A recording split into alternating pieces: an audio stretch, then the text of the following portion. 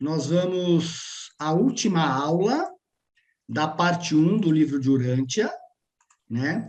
É a aula 7, onde nós vamos falar do documento 16 até 31, né? Parece muito documento, mas vocês vão entender que não são tantos assim. Então, a nossa principal parte, nós vamos falar das ordens dos seres celestiais, os mortais ascendentes, o caminho, isso daqui é a parte mais interessante, porque é a mais polêmica do livro, onde nós vamos conversar sobre o nosso caminho ascensional até o paraíso, e depois, com relação aos que chegam ao paraíso, nós vamos falar sobre o corpo de finalidade. Eu vou ter que sair daqui. Então, isso daqui vai ser hoje a 7ª aula, e assim nós encerramos a parte 1.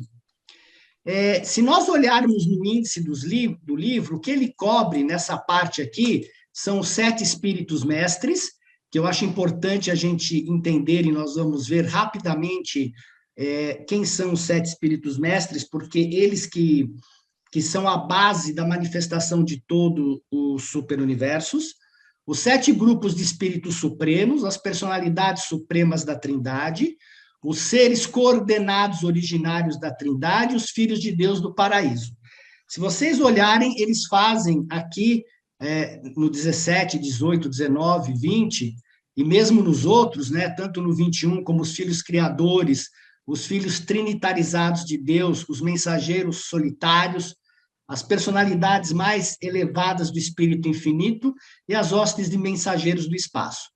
Para vocês terem uma ideia da quantidade de seres que tem, que trabalham pela evolução em todos os sentidos, porque não é só a evolução humana que eles cuidam, mas aqui, basicamente, são os que cuidam da evolução dos seres de origem animal.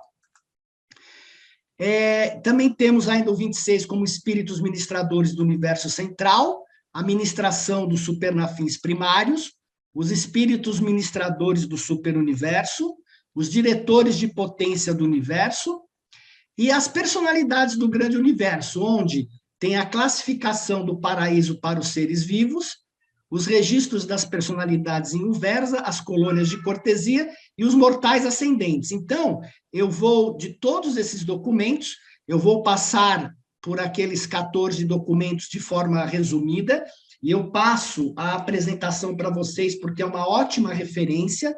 Eu consegui um arquivo espanhol e eu traduzi para o português, e está muito bem feito, e nós temos os nomes de todas as personalidades que trabalham de uma forma muito didática.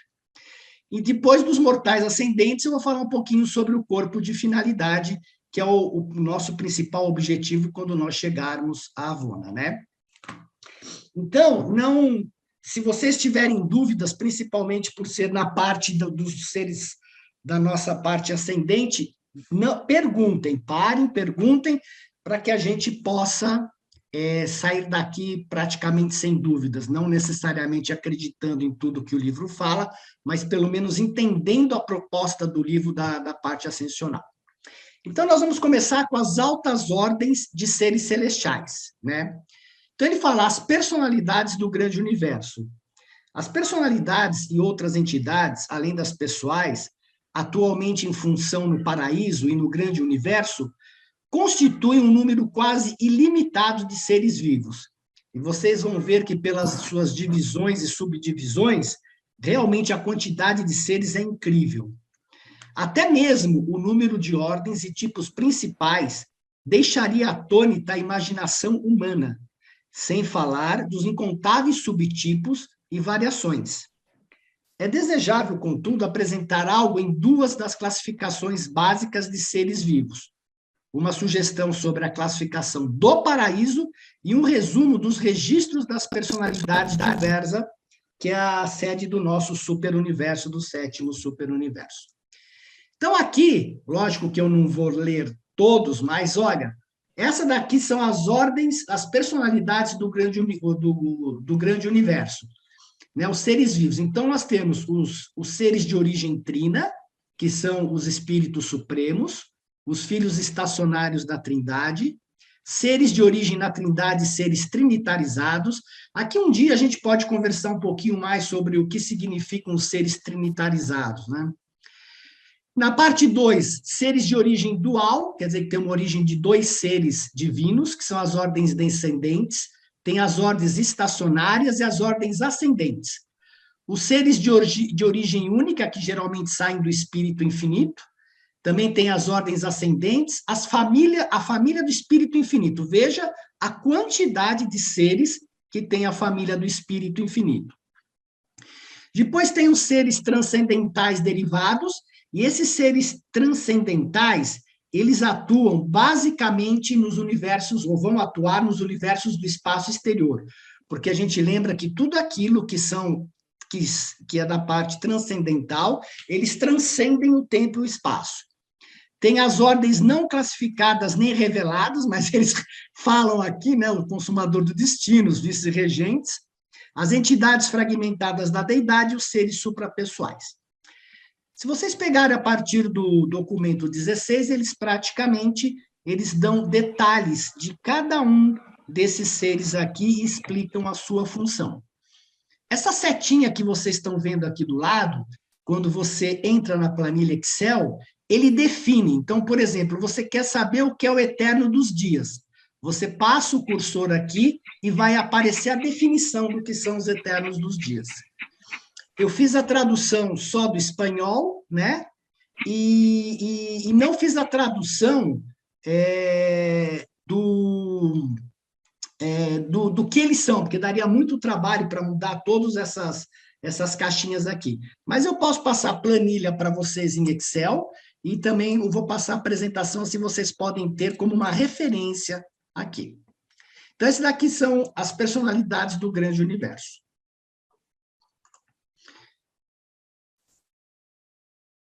Depois nós temos os registros das personalidades em Uversa, que é a capital do nosso superuniverso, né? Esse grupo de deidades e criaturas volitivas estão divididos em numerosas classes e subdivisões menores. A apresentação dessa classificação das personalidades do grande universo está, contudo, empenhada principalmente em enunciar aquelas ordens de seres inteligentes reveladas nestas narrativas, a maioria das quais será encontrada na experiência ascendente dos mortais do tempo, na sua escalada progressiva ao paraíso. Então, são seres que nós vamos ter contato com eles, né, de alguma forma. As listas seguintes não fazem nenhuma menção à vasta ordem de seres do universo que prosseguem com o seu trabalho totalmente à parte do esquema de ascensão dos mortais. Então, você veja que, além dos seres que trabalham na nossa ascensão, na ascensão dos seres mortais, ainda você tem as hostes que trabalham em outros projetos do Pai e que não nos foram revelados. Da mesma forma, nós vamos ter aqui, olha, as deidades do paraíso, os espíritos supremos, onde os 7 espíritos mestres se encontram e nós vamos falar, quais são os seres originários da Trindade, os filhos de Deus, descendentes, os filhos ascendentes, os filhos trinitarizados, quais são as personalidades do Espírito Infinito, qual é os diretores de potência do universo. Isso daqui é uma coisa muito pouco estudada, mas os diretores de potência do universo são extremamente importantes, porque são eles que permitem a manipulação de toda a energia que sai da parte inferior do paraíso para se construir toda a manifestação, a realidade finita do tempo e do espaço, né? Nós nunca estudamos, a gente nunca estuda, ou se você estuda, a gente não entende muito, mas essa parte aqui é importante entender que tudo o que nós vemos no nosso superuniverso, existem pessoas, existem seres cuidando, fazendo a manutenção, mantendo os planetas em sua órbita, cuidando para que não haja grandes distorções, trazendo a energia do baixo paraíso, da parte inferior do paraíso, circulando pelo universo, pelos superuniversos. Então, isso daqui é uma parte importante que a gente poderia meio que, num certo sentido, e de uma forma bem simples, que nem a distribuição de energia que nós temos em casa. Você tem todas as redes de energia e você, quando liga uma lâmpada, quando você liga o interruptor, acende uma lâmpada. Então, eles seriam essas pessoas que permitem que o controle de todos as constelações, de todos os planetas, todas as suas órbitas, e são os responsáveis por ajudar na criação dos universos. E o sétimo é o corpo de cidadania permanente. Tá? Grupos de personalidades compostas. Há em Uversa registros de inúmeros grupos de seres inteligentes, seres que estão também intimamente relacionados à organização e à administração do grande universo. Entre tais ordens estão os 3 seguintes grupos de personalidades compostas. Então, é o corpo de finalidade do paraíso, que nós vamos estudar em mais detalhes, onde, né, a parte primeira é o corpo de finalitores mortais, e são os mortais ascendentes. Nós vamos estudar em detalhes essa etapa da carreira ascendente do universo. Nós temos os ajudantes universais, como o brilhante estrela matutina, que é o Gabriel, que é o filho, que é o primeiro ser criado pelo Micael e pela ministra divina em universo, e nós temos as colônias de cortesia. Todos esses seres, essas subdivisões, estão bem explicadas no livro.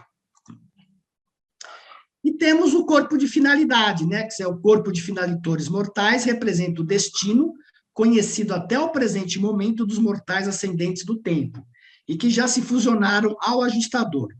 Há, no entanto, outros grupos de seres que são também designados para esse corpo. O corpo primário de finalitores é composto da seguinte forma. Você tem, isso daqui é importante que nós vamos ver daqui a pouquinho. Os nativos de Avona fazem parte também do corpo de finalitores que nós vamos nos integrar. Os mensageiros por gravidade, os mortais glorificados, que são os seres mortais que chegam ao corpo de finalitores, os serafins adotados, os filhos materiais glorificados e as criaturas intermediárias glorificadas. Também no corpo de finalitores, há seres transitórios, como os evangelhos da luz, supernafins, seconafins, cidadãos do paraíso. Tem os transcendentores, que a parte da experiência dos mortais finalitores consiste no esforço para alcançar a compreensão da natureza e da função de mais de 1000 grupos de supracidadãos transcendentais dos paraísos. Transcendentais do paraíso. Seres derivados e de atributos absonitos. Lembra, absonitos é que transcende o tempo e o espaço, e que estão empenhados apenas na supra-administração dos assuntos universais. Tem os arquitetos mestres, que o livro fala muito pouco, mas eles são fantásticos, né? Porque tudo que nós temos aqui, toda a manifestação é devido ao universo, aos arquitetos do universo mestre, e o corpo de finalitores supervisionados. Bom, dentro de todas essas ordens que nós vimos, são centenas de ordens que nós vimos em apenas 3 minutos, nós vamos só apenas detalhar os 7 espíritos mestres, porque eles são importantes, né? Então, os 7 espíritos mestres do paraíso são as personalidades primeiras do espírito infinito. Então, quando o espírito infinito é manifestado, após a sua manifestação, ele faz aquilo que a gente chama de interassociação de deidades, que é a própria Trindade, que é o Pai universal com o Filho, o Pai com o Espírito, o Filho eterno com o Espírito infinito e, por último, a junção dos 3. Então, é por isso que toda manifestação ela ocorre em 7 fases, porque é uma interassociação entre a Trindade. No ato criativo cétuplo de autoduplicação, o Espírito Infinito esgotou as possibilidades matemáticas de combinação, inerentes à existência real das 3 pessoas da deidade. Tivesse sido possível produzir um número maior de espíritos mestres, e eles teriam sido criados. Mas há justamente 7 possibilidades de associações inerentes às 3 deidades, e apenas 7. Então, não é que o número 7 é um número místico, é um número, não, cabalístico. Ele é um número da associação das deidades. É por isso que todos os universos, tudo aqui se manifesta através do 7. E isso explica por que o universo funciona em 7 grandes divisões, e por que o número 7 é básico e fundamental na organização e na administração do universo. Então, do espírito infinito, saem as projeções da interassociação, chamadas de 7 espíritos mestres. O criador conjunto, o espírito infinito, é necessário para completar a personalização trina da deidade indivisa. Essa personalização tríplice da deidade é cétupla, a gente viu por quê. Inerentemente pelas suas possibilidades de expressão individual e associativas, e devido a isso, para o subsequente plano de criar universos habitados por seres inteligentes e potencialmente espirituais, devidamente expressivos do Pai, do Filho e do Espírito. Tal personalizações dos 7 espíritos mestres tornaram-se inevitáveis, e cada um é o responsável pela projeção de um superuniverso. Então, quando nós vemos esse desenho, essa representação dos 7 superuniversos, cada um dessas representações da Trindade é a parte principal e o focalizador do universo. Cada um desses espíritos mestres, lá no paraíso, nos corpos que giram ao redor do paraíso, eles ficam voltados para o universo ao qual eles são responsáveis. Então, nós somos guiados e conduzidos e administrados, né, num certo sentido, por cada um desses 7 espíritos mestres. A identidade e a diversidade dos espíritos mestres. Os 7 espíritos mestres são seres indescritíveis, mas são distinta e definitivamente pessoais. Eles têm nomes, mas escolhemos apresentá-los por números. Enquanto personalidades primeiras do Espírito Infinito, eles são semelhantes, mas como expressões primárias das 7 combinações possíveis da deidade trina, eles são essencialmente diferentes pelas suas naturezas, e essa diversidade de natureza determina o diferencial na sua conduta no universo. Porque cada um, em um certo sentido, ele canaliza, ele traz para si a energia de quem ele foi emanado, que é do Pai Universal, do Filho Eterno, da união do Pai com o Filho, do Pai com o Espírito, e do Pai, Filho e Espírito. Sendo que o único Espírito Mestre que pode responder de acordo com a Trindade é o 7º, porque ele é a expressão da própria Trindade, como Pai, Filho e Espírito. E tem uma coisa curiosa aqui, porque quando você chega no 3º circuito de Avona, nós vamos ver, uma das nossas funções é reconhecer o Pai Universal. E se você não consegue reconhecer o Pai Universal, de alguma forma você tem que voltar para os universos do tempo e do espaço. Só um minutinho. Desculpa que eu vou precisar espirrar.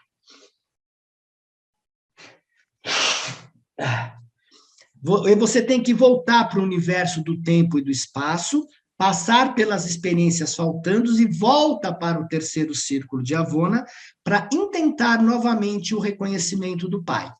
E eles falam que os seres que mais têm dificuldade em reconhecer o Pai são os que vêm do 2º universo, do 3º, e do Pai, Filho e Espírito, e do 6º, porque são seres que não têm o Pai Universal envolvido. Então, eles geralmente são os seres que mais falham na primeira tentativa de reconhecer o Pai Universal. Ô Marcos. Oi. Obrigado. Desculpa. O Espírito Mestre é uma denominação de um ser ou é o Filho da Trindade que vem reger esses 7 super-universos? Não, ele é um ser, ele é uma projeção. O Pai não se projeta no Filho, o Sim. Filho e o Pai não se projetam no Espírito. Ok. Então, quando o Espírito pega, ele, de alguma forma, que não é assim totalmente claro, pelo menos eu não entendi dessa forma, ele projeta ele projeta, talvez, como dizer um holograma, sei lá o quê, ele projeta aquela energia para que eles hajam e sejam os cuidadores do universo. Então, eles são seres diferenciados. Mas eles são filhos da Trindade ou só do Espírito? Ele é a manifestação do Espírito Infinito. Tá, então é só do Espírito Infinito. Só do Espírito Infinito que ele é a manifestação. Ok. Ok? Se você olhar... O super universo, qual combinação que é? É esse daqui, ó. O nosso universo é esse daqui, ó. O nosso é o 7º superuniverso. Está aqui, ó, Israel. Ele sai do Espírito Infinito, não é da Trindade, ó. E o nosso, nós estamos no 7º, que é a representação do Pai, Filho e Espírito. Que, teoricamente, seria um universo onde você teria um maior equilíbrio em todos os sentidos, porque ele é a própria representação da Trindade, né? Ficou claro isso? Sim. Ok. Então, nós vamos agora entrar no assunto mais... Agora me perdoe. Mas o Espírito Mestre, o Espírito, no caso do universo central, ele age como sendo a mulher, o ser feminino, a parte feminina. Será que se isso também, esses Espíritos Mestres agem dessa mesma forma? Olha, é uma boa pergunta, porque o livro, em determinado momento, como nós vimos, acho que na semana passada, ele fala que porque a gente poderia considerar que o pai age no universo como um pai e o filho como uma mãe, né? Mas eu acho que a gente não tem essa questão do feminino e masculino. Realmente, toda a prole, todas as hostes da terceira pessoa da Trindade são femininas, né? Os anjos são femininos. Infelizmente, em português, não existe a palavra anja. Isso foi uma discussão muito grande. E aí você tem a impressão que todo mundo é masculino, mas realmente são seres femininos, que é o que a gente entende por energia feminina. Né? Não é questão de sexo, mas aquilo que a gente entende de energia feminina. E essa questão de se os espíritos mestres são masculino ou feminino, eu não sei. Engraçado que eu havia pensado nisso, mas eu não sei te responder. Realmente não sei. E não vi isso nenhuma referência no livro, por sinal. Perfeito? Ok. Ok? Bom, então vamos ver os mortais ascendentes. Essa parte dos mortais ascendentes, exatamente nessa parte 1, ele descreve todo o nosso caminho ascensional no universo. Por isso que eu encaixei aqui uma apresentação que nós já fizemos como a segunda, que é o nosso caminho ascensional no universo, né? E essa daqui é uma ótima representação, porque você vê os seres de origem animal, que se tornam seres volitivos, que aceitam o espírito, né, que se fusionam com o espírito, e daí eles vão caminhando por todo o universo até chegar à Avona e chegar diante do paraíso. Em outras palavras, a gente sabe que o paraíso é o ponto central do universo, né, que nós temos ao lado o universo existencial e perfeito de Avona, e logo para fora de Avona os 7 superuniversos imperfeitos. Cada superuniverso é composto de universos habitados, e os universos habitados, a unidade básica é o planeta. São os planetas todos de origem animal. E que o nosso caminho ascensional é justamente sair de um planeta de origem animal, ascender através do universo, depois do superuniverso, de Avona, e de chegar ao paraíso. Então, aquela slide anterior, ele reflete exatamente esse caminho aqui. E para nós entendermos o porquê dessa ascensão, como é mostrada aqui, como nós vemos aqui, né, também, que mostra muito bem esse caminho, existe uma lógica. Porque é fácil você falar, puxa vida, a gente tem que sair daqui para chegar até a Ilha do Paraíso. Mas, muito bem, qual é a lógica, pelo menos da forma como nós conseguimos entender agora, de como e do porquê que esse caminho aqui é feito? Então, a lógica da criação é o quê? O começo. existe um pensamento por trás da criação, e esse pensamento é do Pai universal. Então, ele deu um mandado, que é: sede perfeito como eu sou perfeito. Qual é o propósito dele ter feito esse mandado? Criar um Deus experiencial, o qual foi dado o nome de Ser Supremo, a partir da experiência em mundos imperfeitos.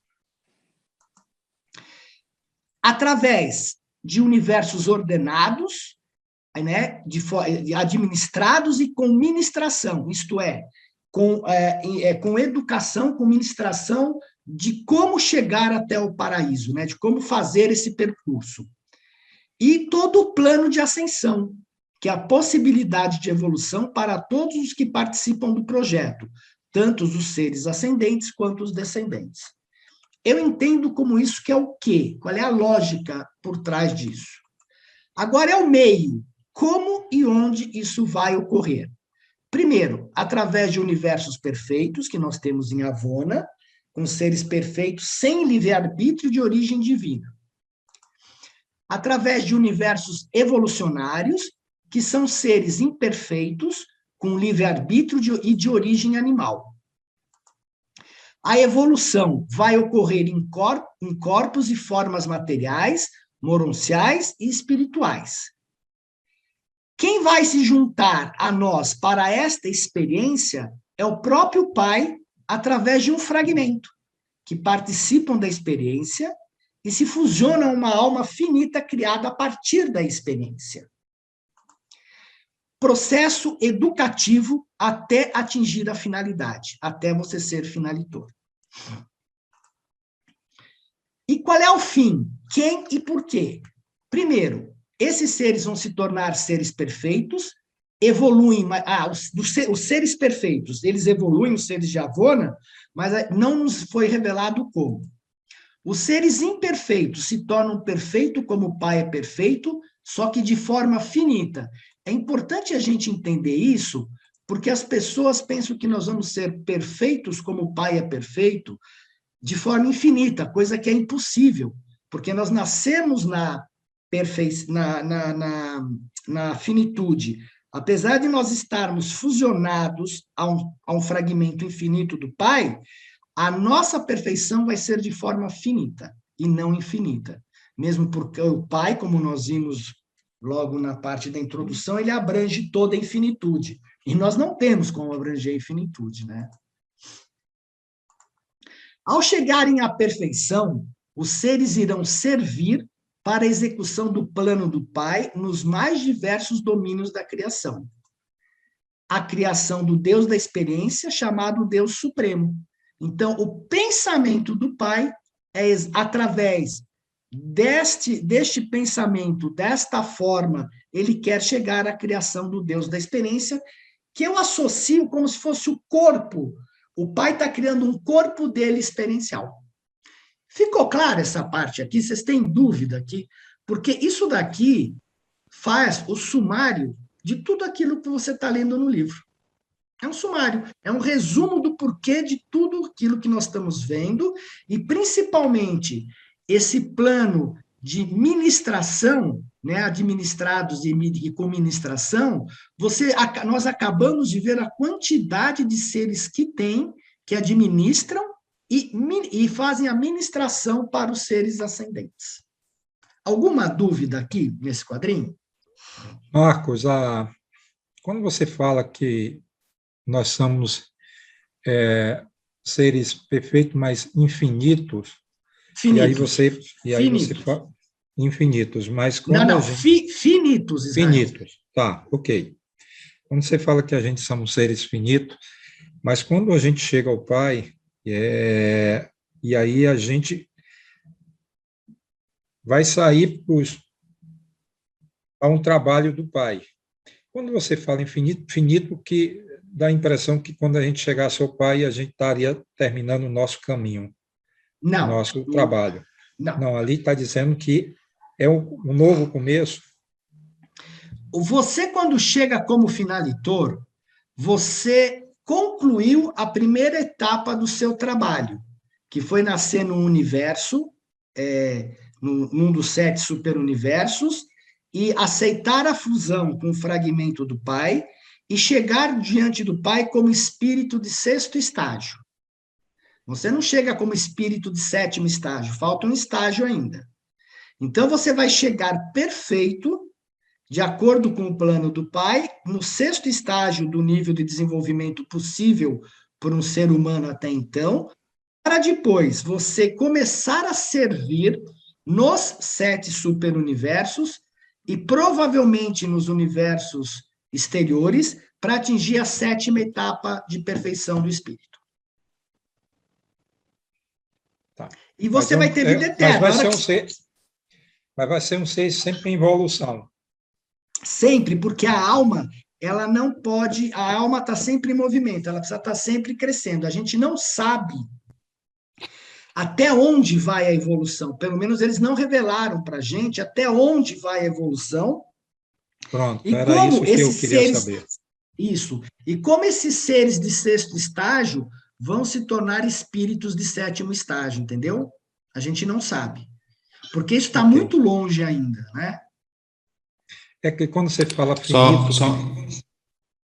Fala. Eu queria comentar sobre isso só uma coisinha. Eu entendo que quando ele fala de finito, quer dizer que teve um começo, mas não existe um fim. Deus, por exemplo, é infinito porque ele não teve nem começo e não tem fim. E a questão de a gente nunca chegar à perfeição absoluta é justamente porque a gente nunca vai conseguir chegar ao que Deus é. Então a gente vai ser infinito nessa busca pela perfeição. É assim que eu entendo, pelo menos. Perfeito, eu concordo, eu concordo, eu acho que está certo. Realmente, mas a grande diferença é o seguinte: o ser, o Pai, ele é infinito, ele faz parte da infinitude. Nós somos finitos, apesar de termos um ajustador dentro de nós que é infinito, e que cria uma matéria totalmente diferente do universo, a fusão do infinito com o finito. Realmente, todos os seres finitos têm um começo e não necessariamente têm um fim. E nós não teremos um fim devido à fusão com o ajustador. Então, a partir dali, somente após a fusão, é que você ganha direito à eternidade. O que é a eternidade são outros 500, né? Porque a nossa mente não concebe, mas nós vamos ser eternos a partir dali. Da mesma forma que o Ser Supremo. O Ser Supremo tem um início, só que depois ele vai continuar por toda a eternidade. Perfeito? Esclareceu, Israel? Sim. Legal. Obrigado pela sua observação. Acho que ajudou a complementar.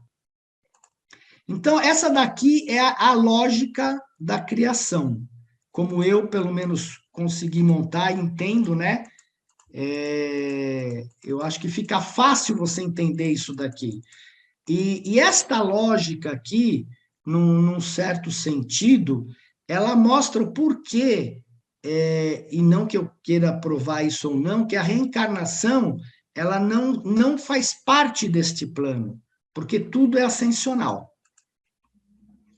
E quais são a carreira dos peregrinos ascendentes? Então, os acontecimentos do tempo e as lutas da existência material não são senão um andaime transitório a fazer uma ponte para o outro lado, para a terra prometida da realidade espiritual da existência superna.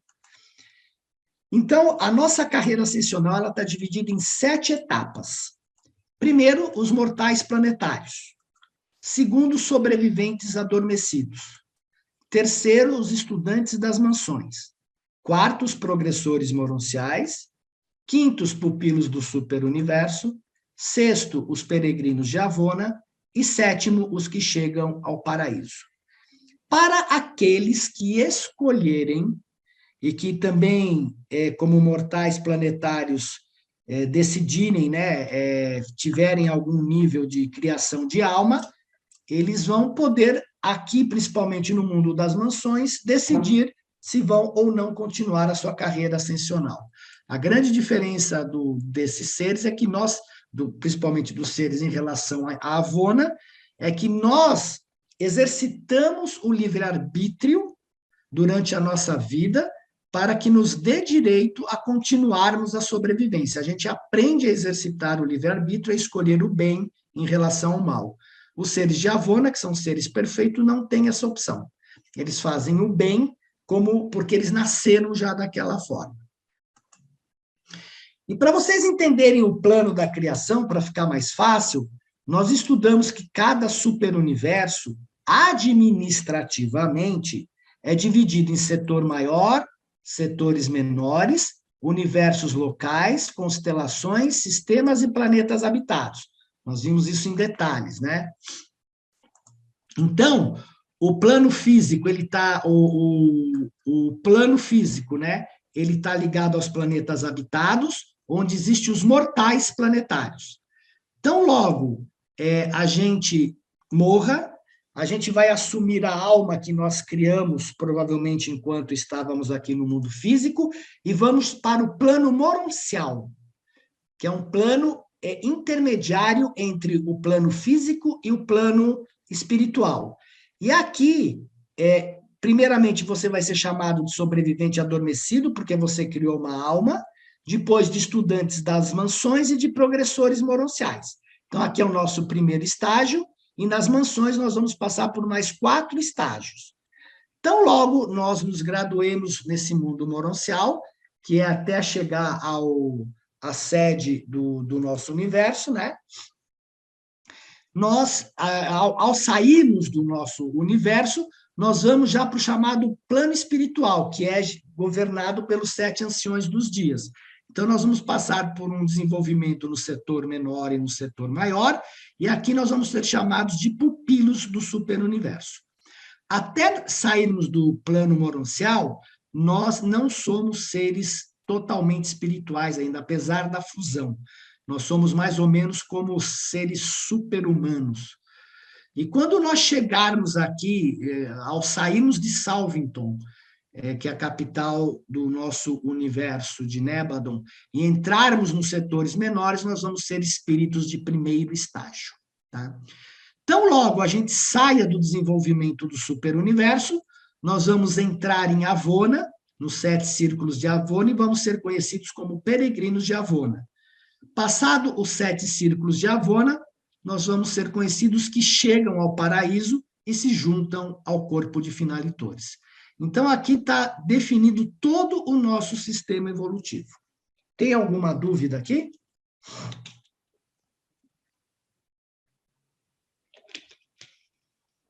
Tranquilo? Então, vamos em frente. O importante é ter em mente o plano físico. Do físico não se pula para o espiritual, você tem que passar por um plano intermediário chamado moroncial, e que dali você vai para o espiritual. Muito bem. Nossa carreira. Então, vamos detalhar cada uma delas. Quem são os mortais planetários? São seres de origem animal com potencial ascendente. Nós temos um potencial. Aqueles que possuem potencial de sobrevivência. Quem possui potencial de sobrevivência é quem cria uma alma durante a sua carreira na matéria. As raças humanas de todos os mundos recebem a mesma ministração de Deus e seus coligados, e gozam da presença do Espírito em suas mentes, os ajustadores do pensamento. Essa etapa da existência para nós é a vida como a conhecemos, a vida no planeta de origem, que é aqui onde nós estamos, né? Quais são as fases dessa existência? O nascimento físico, que é através do nosso pai e nossa mãe, e nós recebemos um corpo, que é o corpo físico, uma personalidade, que é uma dotação do Pai universal, uma mente, que é a dotação do Espírito infinito, um espírito, que é uma dotação do Pai universal também, e uma alma, que é uma criação do Espírito mais a mente. Qual é a vida? Como é que a vida decorre? Então, existe nós nascemos, aí o espírito chega, o ajustador do pensamento chega na criança com 2.134 dias, e durante a vida ele faz o nascimento da alma ocorre conforme você vai se desenvolvendo nos 7 círculos psíquicos da nossa existência, né? Então, a vida... Ô Marcos, esse espírito aqui, corpo físico, personalidade, mente, alma. Agora, esse espírito aqui, nós recebemos um espírito? O fragmento do Pai, o ajustador do pensamento. Me perdoe. É que eu pus espírito, porque muitas vezes as pessoas, às vezes, quando vêm, está muito no começo, elas não entendem ajustador do pensamento, entendeu? Mas esse daqui é o ajustador do pensamento. Tá bom. Só para você não ficar triste, AP. Pronto. Pronto, já corrigi. Já põe aqui assim, não faz confusão. Ali, logo abaixo está ajustador, entre parênteses. Aqui eu pus, ó, a chegada do espírito, ajustador, mas é bom pôr o AP aqui também. E depois, a outra fase da vida é a morte, onde tem a morte física do corpo, a morte realmente, a da mente, e hoje em dia, o próprio sistema jurídico dos países reconhece que não é a parada do coração que, por incrível que pareça, significa a morte, mas da mente, né? A morte agora é uma questão, porque o cara pode perder o funcionamento da mente, mas o coração continua batendo.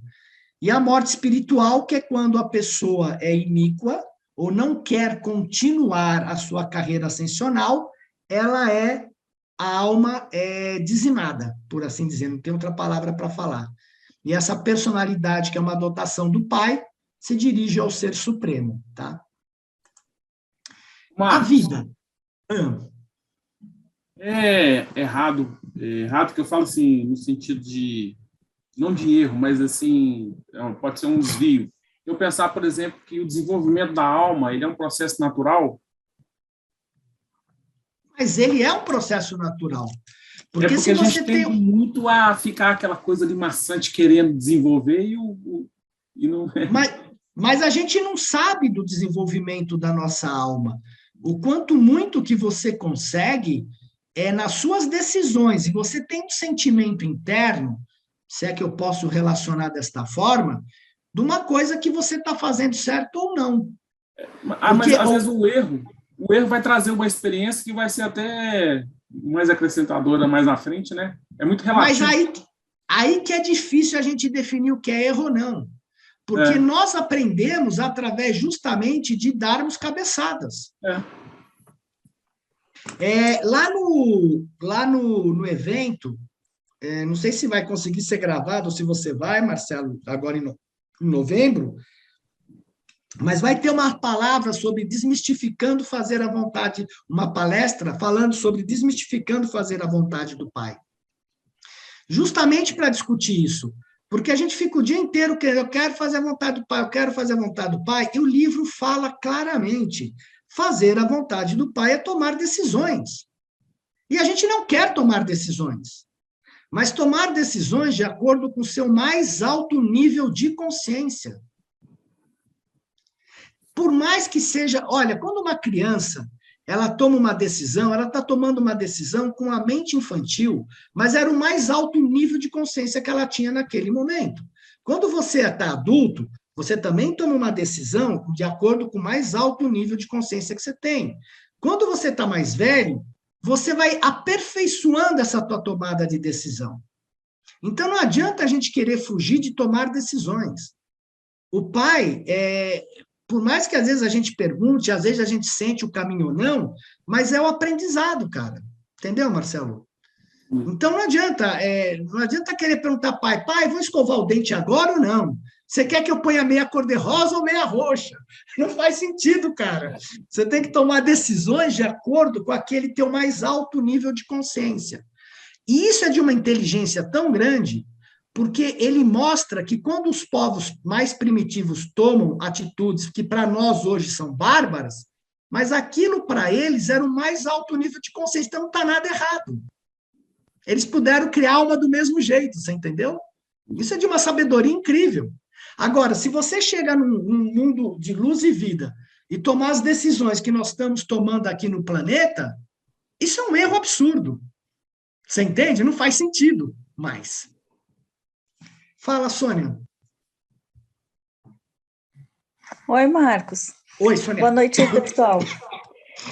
Tu falasse aí sobre a morte, a última morte, que é quando a pessoa ela não quer, né, seguir a carreira, digamos, o iníquo, seria isso? Não, você tem duas formas. Uma, por exemplo, você sabe, você está encarnado aqui e você sabe que se você tomar uma determinada atitude, você vai prejudicar milhões de pessoas. Você tem total consciência e você faz. Isso é ser iníquo. Tipo o Hitler. O Hitler, por exemplo, teoricamente, porque a gente não sabe por que ele veio, ele foi iníquo, porque ele quis dizimar um povo. Teoricamente, entendeu? Por exemplo, quando você chega e vê um cara de uma grande multinacional que extrai petróleo, falar e comprar pesquisas falsas, dizer que não tem respeito, que o importante é comprar o pessoal do Congresso, para que não possa investir todo o dinheiro que os Estados Unidos queriam investir no combate ao clima para convencer os senadores a baixar o valor, e que fala que o importante são os investidores, vendo a situação do planeta, você acha que ele está sendo uma pessoa correta? Realmente não. Então você tem que entender que o iníquo, ele sabe que ele está prejudicando milhões de pessoas e mesmo assim ele faz. Por exemplo, a indústria de tabaco. Eles sabem que eles matam. Mas o importante é o investidor, o lucro do investidor. É verdade. Tá, e aí no caso... E no caso, fala, Sônia. Eu só queria concluir minha pergunta. Fala, Sônia. Tá, no caso, e os suicidas? Eu sei que esse dia foi lançada uma pergunta lá no grupo, não sei se acho que o pessoal não entrou muito profundamente, mas digamos, a pessoa assim, a gente vê muitas pessoas e jovens hoje, né, que estão tirando suas vidas, estão partindo mais cedo porque não estão suportando esse sistema que a gente está vivendo, né? Como é que... Não sei se o livro fala alguma coisa sobre isso. Não, ele não fala do suicídio, mas o que a gente vê, pelo menos no que nós aprendemos... poderia concluir? O suicida não quer tirar sua vida, ele quer se livrar do problema. Nós temos hoje toda uma sociedade voltada, lamento falar isso, mas uma sociedade toda voltada para que as pessoas fiquem em depressão e se suicidem. Se você olhar as redes sociais, o que acontece, isso todo mundo tem falado, o Facebook, o Instagram, todos, eles levam as pessoas ao suicídio, porque eles abaixam as pessoas que fazem parte daquele programa, elas se sentem mal, porque o jovem não está formado ainda. Aí todo mundo mostra uma vida perfeita e linda, que não existe. E você não consegue manter sua autoestima. E você, não estando formado, você vai entrando em depressão. E o que serve para a depressão depois é o suicídio. Você lembra que um tempo atrás, o pessoal estava ensinando como se suicidar pelo Facebook, cara? Então, você vê a divisão que tem, as brigas políticas que tem um contra o outro, isso leva a toda uma divisão e a pessoa perdeu um rumo. E as pessoas acabam se suicidando. O Mark Zuckerberg só sabe pedir desculpas. A única coisa que ele sabe fazer é desculpa por isso, desculpa, e que ele quer que se dane, porque ele está ganhando dinheiro com a desgraça dos outros. Ele vai ter consequências sobre isso. Você entende? Ele sabe que está errado. Como a Coca-Cola já pagou pesquisa e manipulava as pesquisas, saíram reportagens sobre isso. Cara, esse é o problema. Quem está interessado em realmente consertar o planeta? O primeiro-ministro lá da Austrália, que era o maior vendedor de carvão do mundo, falou que não vai participar do IPCC agora em novembro, que é me fugiu, do controle do clima agora em novembro. Ele se recusou a ir. Por quê? Porque ele tem interesse de manter a mineração do carvão na Austrália, que dá uma puta grana para ele. Agora, o mais importante é ele, o povo dele e o resto que se dão. Isso, para mim, tem iniquidade. E Judas? Alguém sabe o que aconteceu com Judas? Não, a gente só sabe que ele se suicidou. Agora, se ele foi exterminado, eu não sei. Isso era uma grande pergunta, não tenho ideia. Mas do ponto de vista do ponto de vista assim deles para nós, a pessoa que ela passa por essa crise, será que ela tem uma oportunidade de renascer? Então, a gente imagina, nós imaginamos o seguinte: para você poder ir lá, você tem que ter criado uma alma. Se você não tiver uma centelhazinha que seja um átomozinho brilhante, não tem como você ir para lá. Então, por exemplo, por pior que você tenha sido, você pode também, por outro lado, ter feito coisas que permitiu o teu ajustador criar a alma. Obviamente que e como nós estamos num planeta totalmente desregulado e fora das condições normais de desenvolvimento, isso era uma coisa que eu discutia, eu e o André e eu discutíamos bastante, nós achamos que qualquer fagulhazinha assim, você vai ter uma chance de continuar depois e ver se você quer ir. Mas, uma coisa você pode ter certeza, você vai ter que equilibrar tudo que você fez de alguma forma.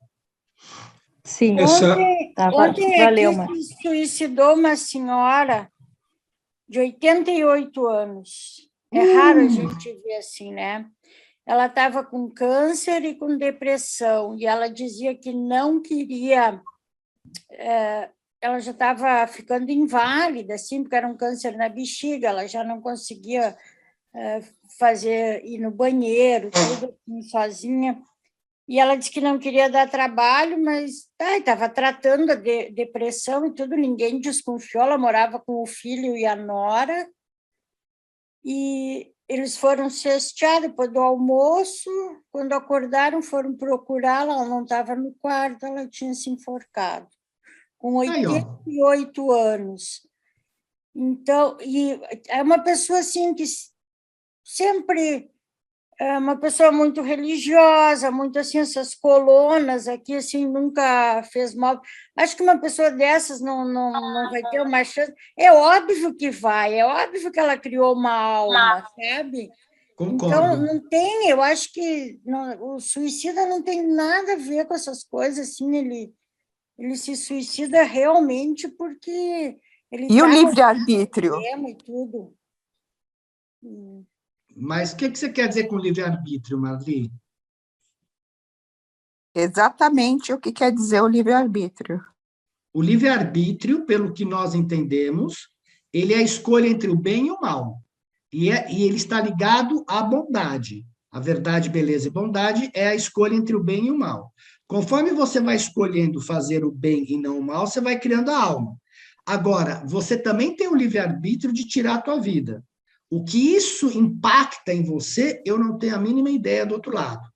Então, você tem correntes que dizem que você vai sofrer, que você vai para isso, vai para aquilo outro.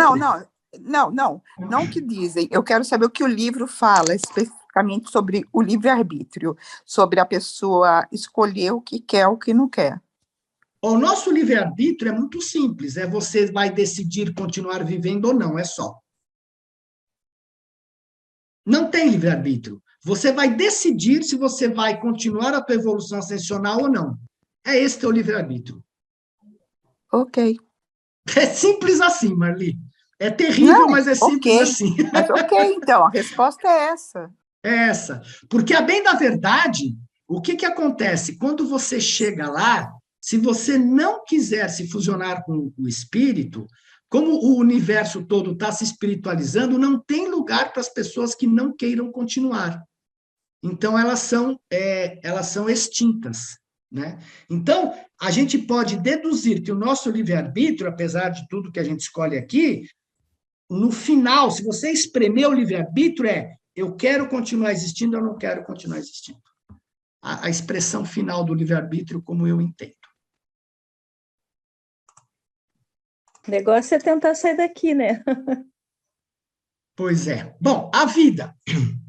Como é que é a vida? Então, você tem a chegada da personalidade, que a gente não sabe quando chega, tem uma discussão no grupo, tem gente que fala, é na concepção, é quando nasce. O livro tem pessoas que conseguem captar alguma coisa, mas chega uma personalidade para esse ser, né, que é uma dotação do pai. A chegada do ajustador do pensamento, que eu falo de espírito, ele chega com 5 anos e 10 meses, dá 2.134 dias após o nascimento. Aí você tem o nascimento da alma, que é o processo que ocorre durante todo o período da vida, e com base nas decisões do indivíduo, com suas escolhas entre o bem e o mal. Experiência, que ajuda a responder a questão que a Marli fez. E o nosso desenvolvimento, ele tem uma lógica. O universo, nós temos os 7 círculos psíquicos de desenvolvimento. Cada ser humano, ele tem as bases do desenvolvimento, mas para cada ser humano ele é diferente, né? Depende do seu potencial, que determinam o nível de evolução do indivíduo e o que acontecerá com ele após a morte. Se você chegar ao 3º círculo psíquico, você ressuscita ao 3º dia. Se você não chegar ao 3º nível psíquico de desenvolvimento, você tem que esperar uma dispensação planetária para ressuscitar no mundo das mansões. A morte. Aqui ele explica melhor a morte. A morte física do corpo e a mente. Uma personalidade mortal é considerada como tendo encontrado a morte quando os circuitos mentais essenciais da vontade e ação humana tiverem sido destruídos. Então, se você sofreu um acidente, você está em coma, você não tem mais função nenhuma, teoricamente você está morto. O espírito, o ajustador, pode se retirar, porque ele não tem mais o que fazer para ajudar a construir sua alma. Isto é a morte a despeito da continuação de funções do mecanismo vivo do corpo físico. A morte espiritual da alma, se e quando o homem mortal finalmente rejeitar a sobrevivência, quando ele houver sido pronunciado espiritualmente insolvente, porque tem todo um julgamento, parece que o pessoal faz de tudo, né, para tentar salvar a pessoa, na opinião conjunta do ajustador e do serafim sobrevivente. Essa espécie de morte é final no seu significado, a despeito de uma temporária continuação das energias de vida dos mecanismos físicos e mentais. É a extinção da alma, né? E o que permanece é a personalidade que vai para o Ser Supremo. Bom, continuando, saindo dos mortais planetários, tem os sobreviventes adormecidos. Todos os mortais com status de sobreviventes passam pelos portais da morte natural e, no 3º período, personalizam-se no mundo das mansões, se tiver chegado ao 3º círculo psíquico. O 3º período não é 72 horas. Antigamente, por isso que Jesus ressuscitou em menos de 36 horas, que era o 3º período. Os seres que, por qualquer razão, não forem capazes de alcançar um nível de mestria sobre a inteligência e o dom da espiritualidade, não pode imediata e diretamente tomar o rumo do mundo das mansões.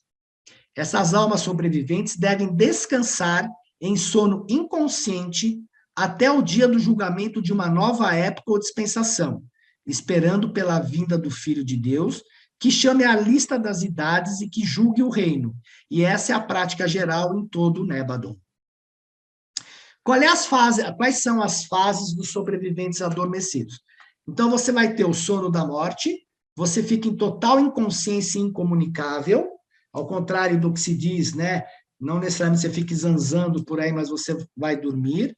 Existe a ressurreição ao 3º período, para os que chegaram ao 3º círculo, ou a ressurreição milenar ou planetária.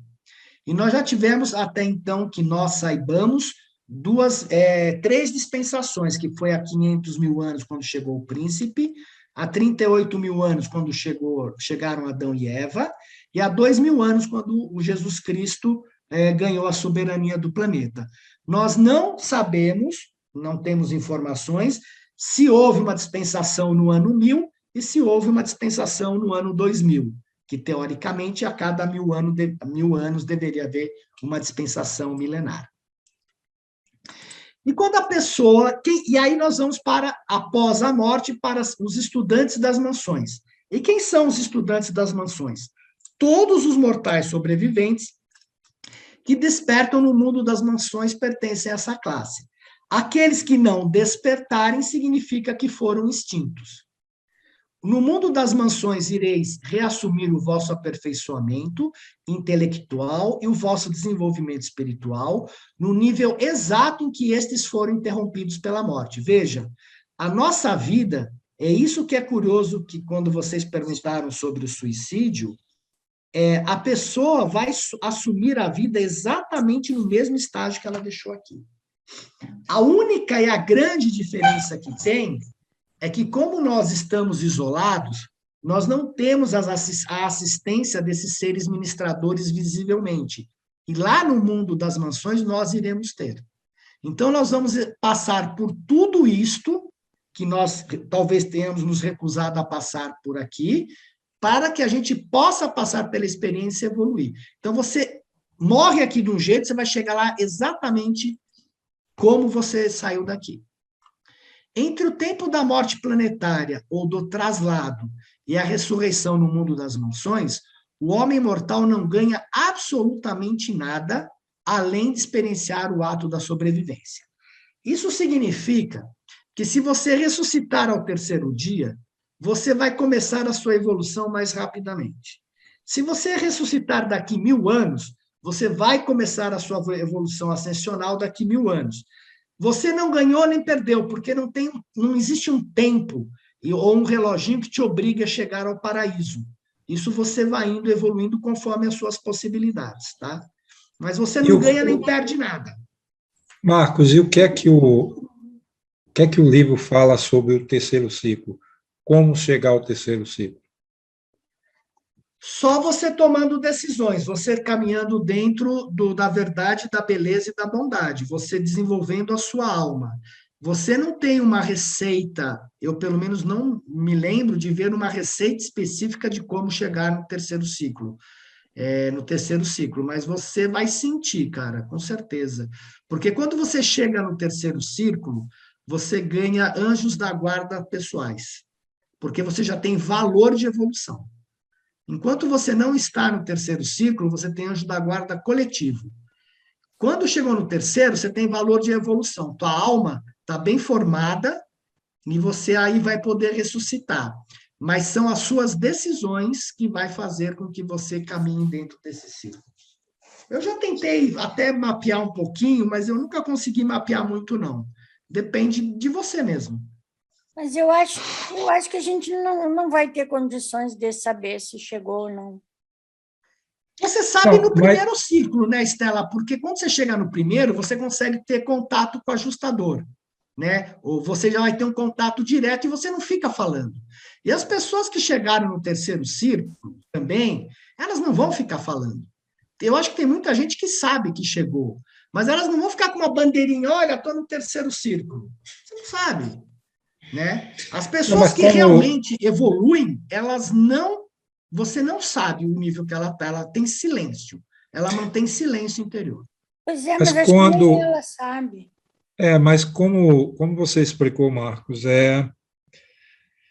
dá uma percepção, né, para que você evolua, como evoluir, porque ficava uma interrogação, sim, mas por onde é que eu vou?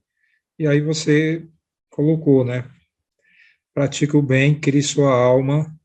Perfeito. E esse é o caminho, é pelo aí mesmo. Olha, Israel, essa é a melhor coisa. Você tem que tomar uma decisão. Primeiro que geralmente a gente sente, num certo sentido, que caminho seguir. Mas você tem uma decisão, sempre vá pelo teu mais alto nível de consciência. Uma coisa que talvez seja bastante interessante, quando você for tomar uma decisão, é você pensar na beleza, verdade e bondade. Ou a tua decisão encaixa nesses 3 itens? Se todo o universo evolucionário é regido pela beleza, vontade e verdade, você pode tomar uma decisão com base nisso, pode te ajudar. Agora, tem decisões, cara, que realmente são difíceis, você fica num bico de sinuca. Você tem que apostar um lado ou outro, sabe? Não tem nada perfeito. Qual é a de menor impacto? Às vezes você toma uma decisão boba e ela tem um impacto incrível. Fala, cara, eu não imaginava. Você entende? E às vezes você pensa e bate a cabeça. Faz parte do aprendizado. Mas pelo menos pela sua consciência você fez o que devia e não queria criar tanto, né? Mas se aconteceu, paciência, né? Aí na próxima tentar ajustar, né? Por exemplo, vamos dar um exemplo simples, talvez. Uma coisa curiosa que outro dia me perguntaram, né? Qual é você quando está engajado em alguma coisa, você tem responsabilidade. Demais, mas as 130 mil pessoas que trabalharam na construção da primeira bomba atômica, elas não sabiam que estavam construindo a bomba atômica. Só o manda-chuva sabia o que estavam fazendo. Nem o piloto, quando jogou a bomba do avião, sabia que era bomba atômica. Até que ponto eles podem ser responsabilizados? A responsabilidade é do primeiro cara, que não comunicou os outros. Para os outros, eles estavam trabalhando. Agora, digamos que uma das pessoas lá fala, cara, nós estamos fazendo uma bomba atômica, vai matar milhões de pessoas. Você vai continuar trabalhando ou você vai deixar o trabalho? Mas aquela bomba, Marcos, esse é um dilema, hoje já está até começando a ser bem explicado. Os Estados Unidos jogaram a bomba porque os japoneses não iam se entregar, e o norte-americano teria que invadir por terra. Então, o número de mortes seria 10, 20 vezes maior. Não tem problema, mas você está vendo isso hoje, não naquela época. Sim. Vamos Okay. dar outro exemplo. Você trabalha na indústria de tabaco. Você vai continuar trabalhando? Depois que você descobriu que todas as pesquisas, que você não fideliza teu cliente porque você mata ele? Esse daí mesmo já me propuseram trabalhar com isso, eu não quis. Pois é. Tá aí, esse é o ponto. Aí, existe uma questão, por exemplo, de ética nos Estados Unidos, que se discutia muito, dos cientistas principalmente, que eles acabavam fraudando as pesquisas por interesses, porque era questão de sobrevivência. Então, por questão de sobrevivência eu fraudo e ganho muito dinheiro. Você entende onde está a questão da ética aí? Sim, aí fica mais palpável. Então, eu sou um cientista, eu preciso de dinheiro, eu vou fraudar a pesquisa, cara. O Marcos tinha levantado a mão. Não, ele pôs um ouvido. Foi? Você entendeu? São essas questões éticas, lógico que elas são grandes, elas são, assim, bastante complexas, mas para que fique mais fácil para a gente entender. Por exemplo, você tem uma questão ética na própria sua casa. Você não é o Israel, né? Como é que você trata a sua esposa? Como é que você trata seus filhos? Como é que você trata a sua família? A gente não precisa ir tão longe, é só olhar para a gente no nosso meio ambiente. Como eu trato as pessoas? E aí você vai vendo que desse pequeno você vai para o grande, cara. Né? Vamos lá, vamos em frente. Vamos que tem chão ainda.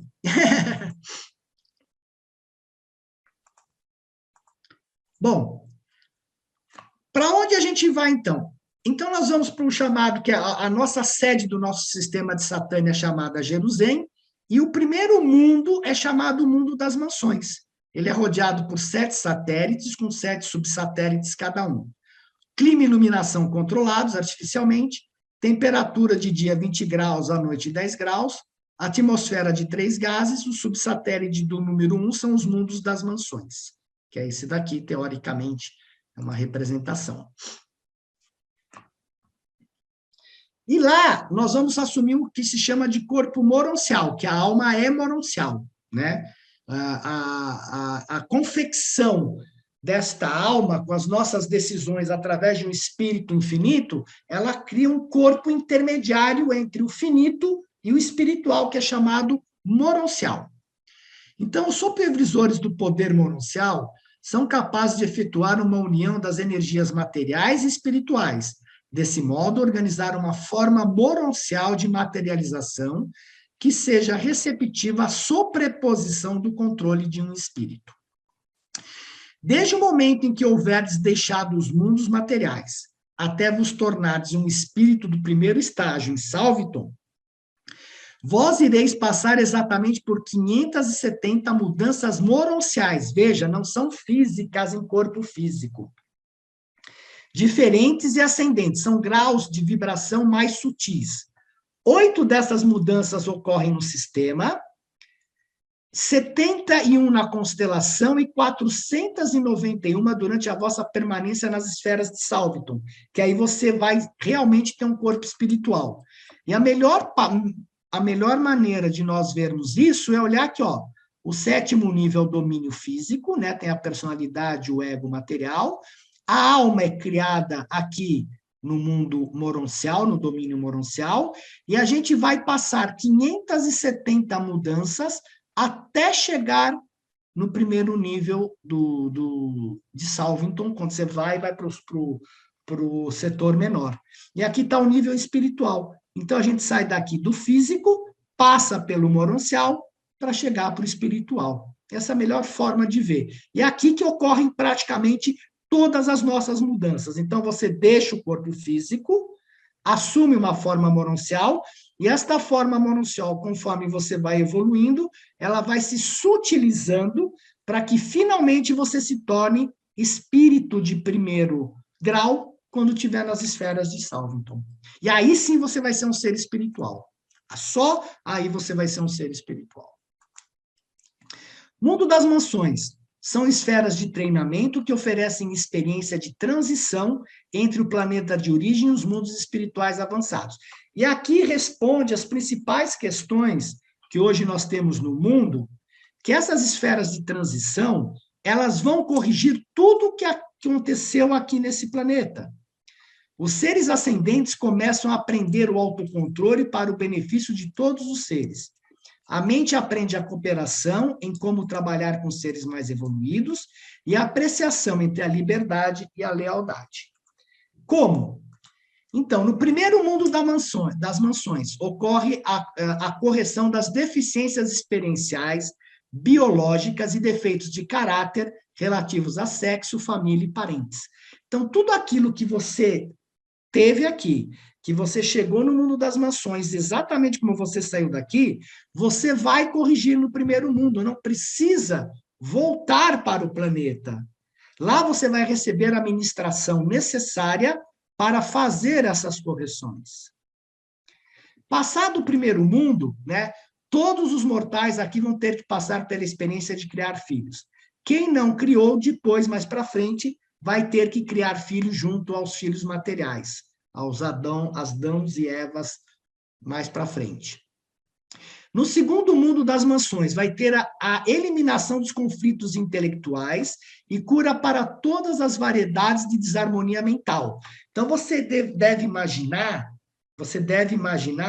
do jeito que está o nosso planeta, como deve estar lotado o segundo mundo das mansões com gente de Urântia.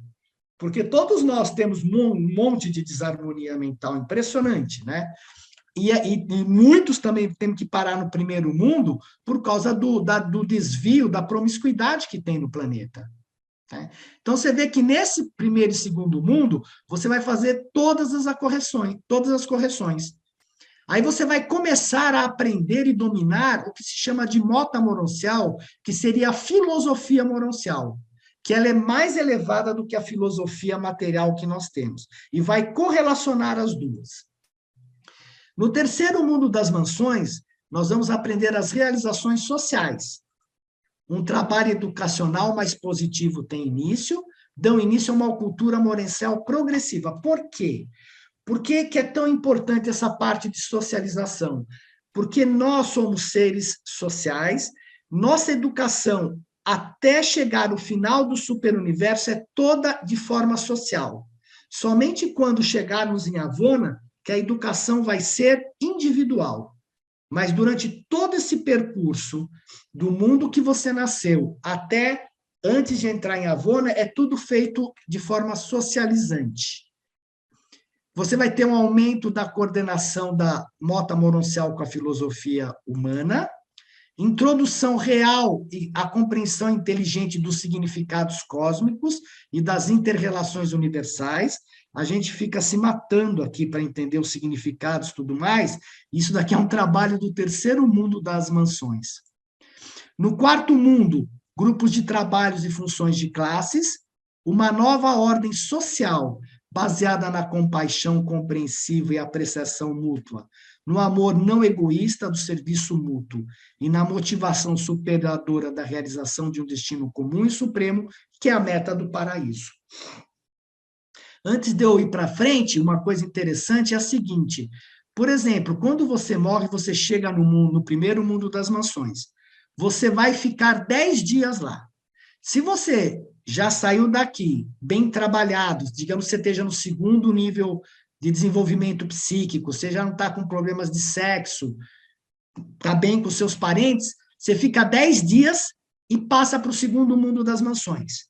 Ah, você está bem equilibrado mentalmente, você já tinha todas as suas desarmonias, fez 40 anos de terapia, tudo mais, legal, você vai para o terceiro mundo das mansões. Aí você não foi uma pessoa muito sociável, meio irritada, legal, então aqui você para aqui e começa o seu desenvolvimento a partir daqui. Isso significa que se você se desenvolveu já no mundo humano, você não precisa ficar passando pelo mundo das mansões todos. Se você se fusionou aqui, você já vai direto para salvo, então você pula isso daqui. E isso explica por que, quando todo um planeta está em luz e vida, o mundo das mansões vão perdendo a sua função. Porque você já vai sair de lá com um ser muito evoluído e você não precisa vir passar por essas escolas de detenção e de educação. Você já vai atingindo níveis cada vez mais altos dentro do mundo moroncial. Tá? Então, não se é obrigado, depende. Por isso que é importante a gente trabalhar bem o nosso nível aqui, porque você pode pular o mundo das mansões. Mas também não significa nada se você não pular. Você vai passar aqui, vai corrigir, vai para frente. E é isso que importa. Tá, mas vai pular só se fusionar aqui, né, Marcos? Não, Estela. Negativo. Não. Você Não, vai pular, depende... Vamos passar por todos, mais ou menos Não. tempo, mas nós vamos passar aí. por todos. Digamos que você tenha chegado no segundo nível psíquico. Você não precisa passar no primeiro nem no segundo mundo, porque você automaticamente já está equilibrado sobre a direção do teu ajustador. Mas aqui tu vai chegar no primeiro, no segundo, só se fusionar. Não. Como é que você pode se fusionar aqui, Estela? Você sabe que se fusionar com o espírito, você vai embora. O espírito não tem como fusionar na matéria. Você entendeu? Sim, você não vai passar, eu acredito, se fusionar. Não, Estela. Você passa 10 dias, lê lá no livro, você fica 10 dias no primeiro mundo, 10 dias no segundo, 10 dias no terceiro. Você vai passar por cada um deles e falar, já passei por tudo aqui, vou para o segundo. Sim, mas eles não falam nada no primeiro ou no segundo nível. Falam, lógico que está escrito no livro. Não, são coisas diferentes, Estela. Uma coisa é o terceiro nível psíquico do seu desenvolvimento. Ok? Outra coisa é, de acordo com esse desenvolvimento que você tem internamente, você vai chegar no mundo das mansões, digamos que você já saiu daqui na universidade. Se você não vai chegar no mundo das mansões e voltar para o primeiro ano, você vai continuar da universidade para frente. Se o primeiro mundo das mansões corresponder ao primeiro ano, você já está mais evoluída que mas isso. Todos nós vamos acordar no primeiro. Isto As é o que eu salas estou falando. de ressurreição são lá, ninguém pula nenhum, é isso que eu quero dizer. Tu vai ficar mais ou menos tempo, mas não vai pular. Mas eu não disse que vai pular, eu falei que você fica 10 dias. Não, tu disse que se está no primeiro ou no segundo nível, não passa pelo 1 e 2. Passa, você é obrigado, você vai ficar 10 dias em cada um. Isso sim. Então, isso é você obrigado. Não pode pular nenhum. Não pula, mas nem Jesus pulou, ele foi para o primeiro, para o segundo, entendeu? Você não pula.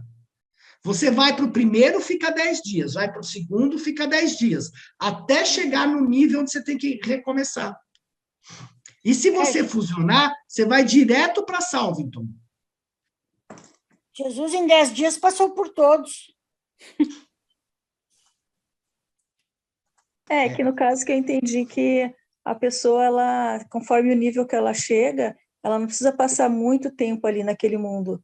Ela já assimilou os ensinos aqui, aí, então ela fica um pouquinho ali e já vai para o próximo. Então, mas e o aí livro ela vai você fica 10 dias. Em menos tempo. O livro fala claramente, você fica 10 dias em cada mundo, até chegar naquele que te diz respeito. É 10 dias esse número. Pode olhar no livro que está lá, 10 dias você fica. Bom, quando você chega no quinto mundo das mansões, consciência cósmica, conhecimento dos mundos de estudo das constelações, preparo para a jornada das constelações, a constelação. Nascimento da consciência cósmica, só aqui nasce a tua consciência cósmica, né? Os ascendentes tornam-se mais universais. O estudo torna-se voluntário, o que significa que o estudo anterior é obrigatório. O serviço altruísta passa a ser natural, significa que antes também deve ser obrigatório, e a adoração espontânea.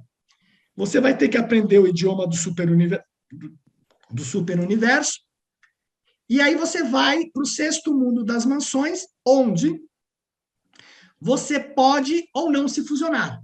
Essa é uma idade brilhante para os mortais ascendentes, os quais habitualmente testemunham a fusão perfeita da mente humana ao ajustador divino.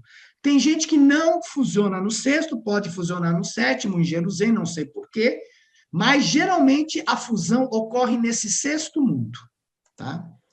O sétimo, ele vai te preparar para você ir para Jerusalém, que é a capital do nosso sistema, onde você vai aprender a nova adoração.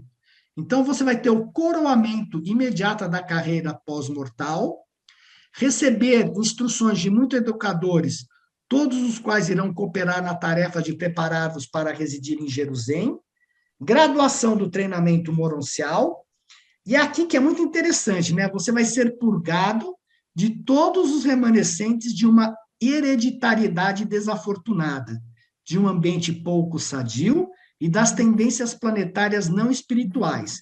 Aqui são erradicados os últimos remanescentes da marca da besta. Então, quando nós, de um modo geral,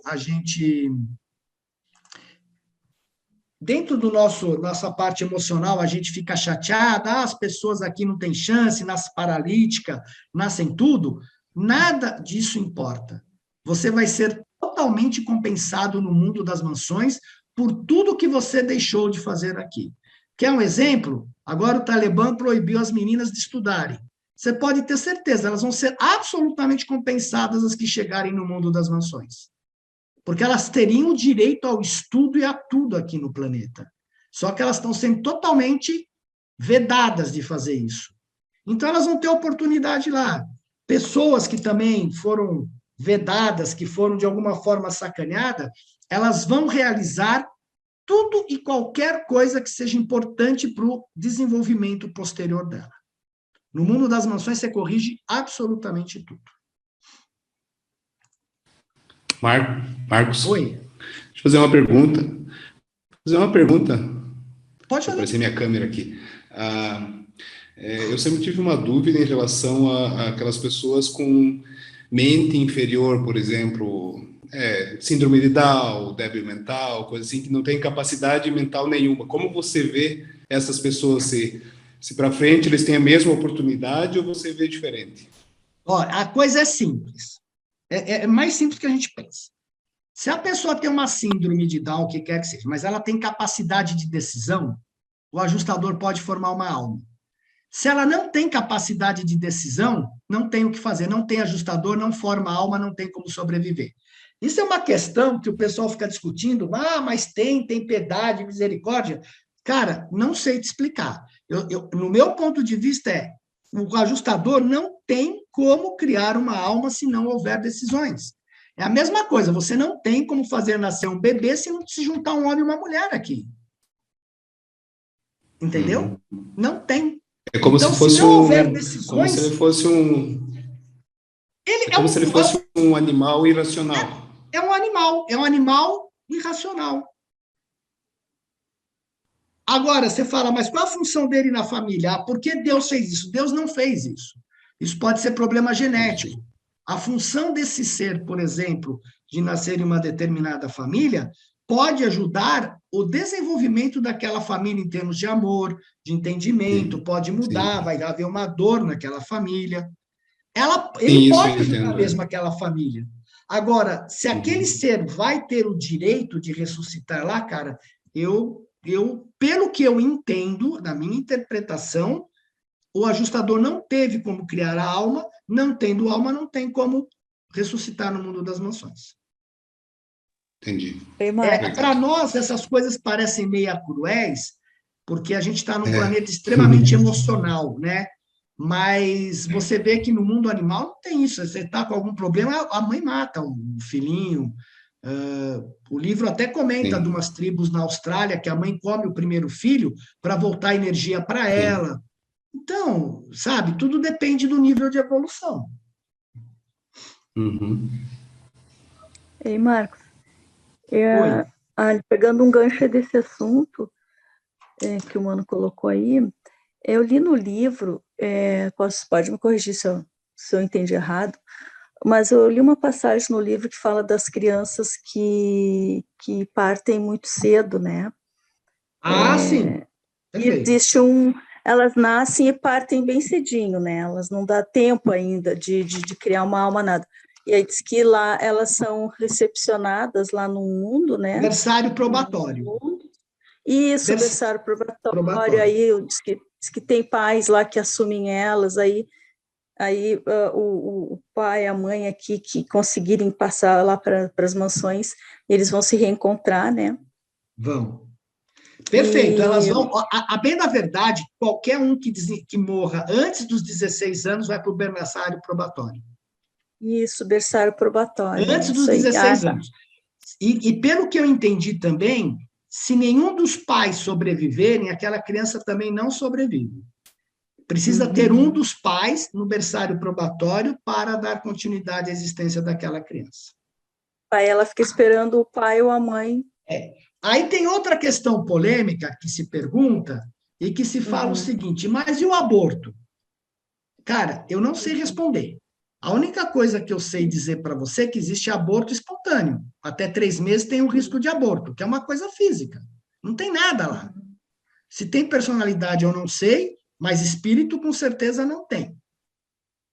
Existe aborto forçado. Também não sei te explicar.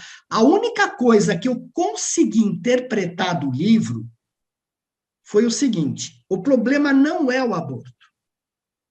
Eu li uma frase no livro que diz o seguinte, que é melhor um planeta entrar em rebelião a perder-se um finalitor.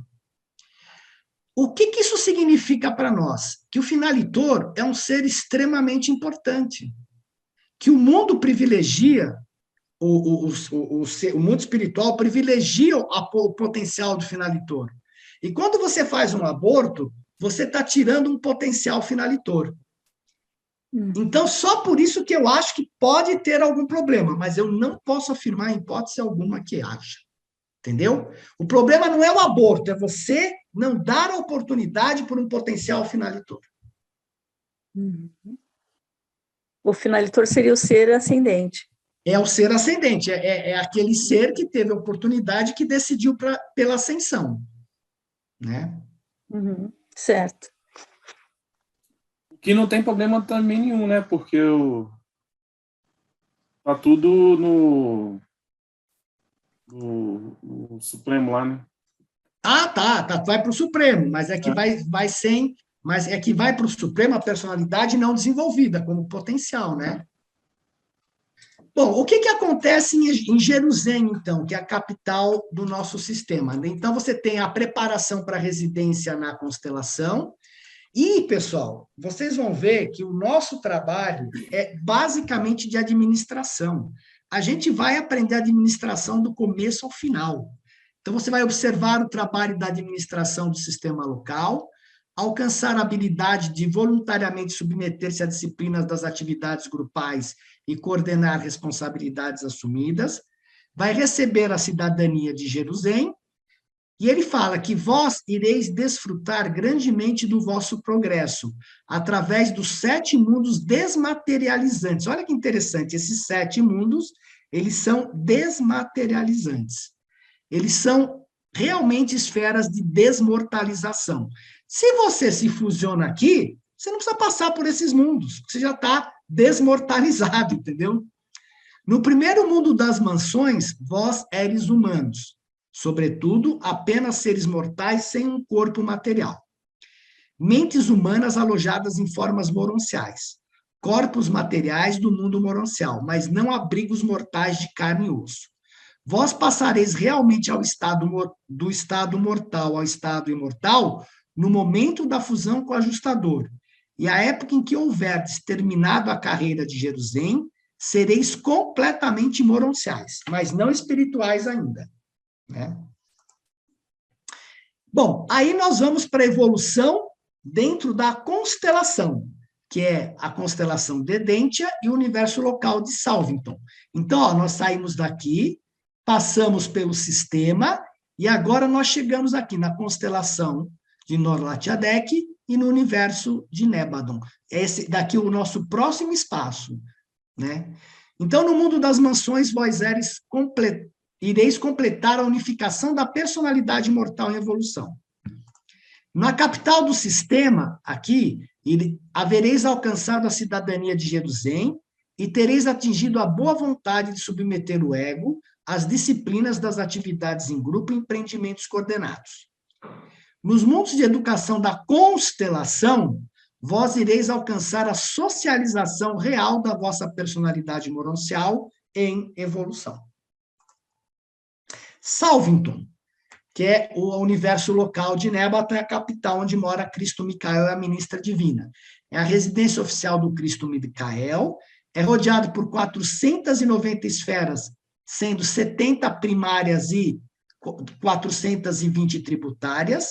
É a sede central de 10 milhões de mundos, que o nosso universo tem 10 milhões de mundos habitados, potencial, e aqui o homem é espiritualizado depois da sua socialização na constelação. Só quando a gente chegar aqui que nós vamos ser espiritualizados.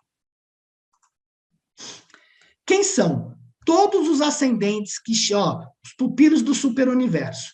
São todos os ascendentes que chegam ao mundo do aperfeiçoamento dos superuniversos, tornam-se pupilos dos anciãos dos dias. Eles passaram pela vida moroncial do universo local e agora são acreditados como espíritos.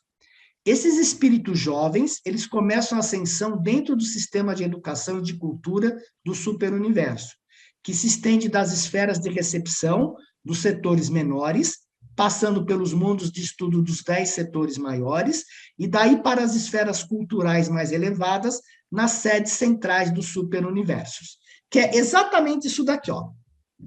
Saímos daqui, aí a gente vai se desenvolver dentro do setor maior e dentro do setor menor, desculpa, e dentro do setor maior. Olha o nosso caminho ascensional. Então, você vai para o setor menor, que é a sede central chamada Enze, é a capital de 1 bilhão de mundos, cercada por 7 esferas de estudos físicos superiores da vida ascendente. Depois a gente vai para o setor maior, que é aqui, sede central do setor maior, Splendon, a capital de 100 bilhões de mundos, que é cercada por 70 esferas de instrução intelectual avançada, e por último você vai para o superuniverso, né, que é a sede central de Orvonton, a capital de 1 trilhão de mundos. A gente sabe que cada superuniverso aqui tem o potencial de 1 trilhão de mundos habitados, tá? E que todos esses, setor maior, setor menor, eles são simplesmente formas administrativas, né? Porque não dá para você gerenciar 1 trilhão de mundos de um único lugar. Então, você tem que quebrar em divisões, como a gente tem numa empresa. Terminado aqui o teu caminho aqui, o teu próximo passo é fazer um voo muito longo até Avona, que é o universo central de Avona, que tem 1 bilhão de esferas de perfeição sublime, dividida em 7 circuitos, rodeados por enormes corpos escuros que funcionam como escudo de proteção. Isso significa que esta luz aqui, que está aqui dentro, não passa para fora, e a luz que está de fora não entra aqui dentro. Senão, provavelmente, como a Ilha do Paraíso é tão grande, nós veríamos a luz dela do nosso planeta aqui. Educação pessoal. A vossa jornada da sede central do superuniverso para as esferas de recepção de Avona, vós sempre fazeis a sós. De agora em diante, não mais vos serão ministradas instruções em classes ou grupos. Vós terminastes o vosso aperfeiçoamento técnico e administrativo dos mundos evolucionários, do tempo e do espaço. Técnico-administrativo, olha só. Agora começa a vossa educação pessoal, a vossa educação espiritual individual. Do princípio ao fim, através de toda a Avona, a instrução é pessoal e tem uma natureza tríplice: intelectual, espiritual e experiencial. Quer dizer, a gente passa por todo o processo de socializar, de estar em relação com os outros, para quando você chegar nesse 1 bilhão de mundos, você efetivamente ser educado por você mesmo e alcançar a realização dos seres divinos e realizar o ser divino dentro de você. Então, no 7º circuito de Avona, primeiro, nós vamos compreender o espírito mestre do nosso superuniverso. A gente vai ter que realizar aquele espírito que diz respeito ao Pai, Filho e Espírito. Depois nós vamos passar para o 6º circuito, e aqui nós vamos ter a realização de Deus, o Supremo. E aqui nós seremos conhecidos como espíritos de 4º estágio. No 5º circuito, nós temos que reconhecer o Espírito Infinito. No 4º circuito, reconhecer o Filho Eterno. No 3º circuito, reconhecer o Pai Espiritual. E após esse reconhecimento, vamos ser considerados espíritos de 5º estágio. E foi aqui no 3º circuito que eu falei que as pessoas que não conseguem de imediato reconhecer o Pai Universal voltam para os mundos do tempo e do espaço, passam pelas experiências que estão faltando, e aí elas têm todo o suporte possível e imaginável para ter esse reconhecimento do Pai Universal dentro dela. No segundo circuito, você vai ser preparado para já se familiarizar com as hostes do paraíso, que são muitas hostes do paraíso, e no 1º circuito vai ser a preparação para a residência no paraíso. Então, é isso aqui que acontece do 7º circuito ao 1º circuito. São 1 bilhão de mundos, né? Acho que 230 bilhões aqui milhões na parte mais externa e 35 milhões de mundos por aqui. E pelo que eu entendo, nós vamos passar por todos esses mundos. Então não adianta ter pressa de querer chegar ao paraíso. E a chegada ao paraíso. Bom, quando você chega ao paraíso, desculpa, o último repouso foi desfrutado.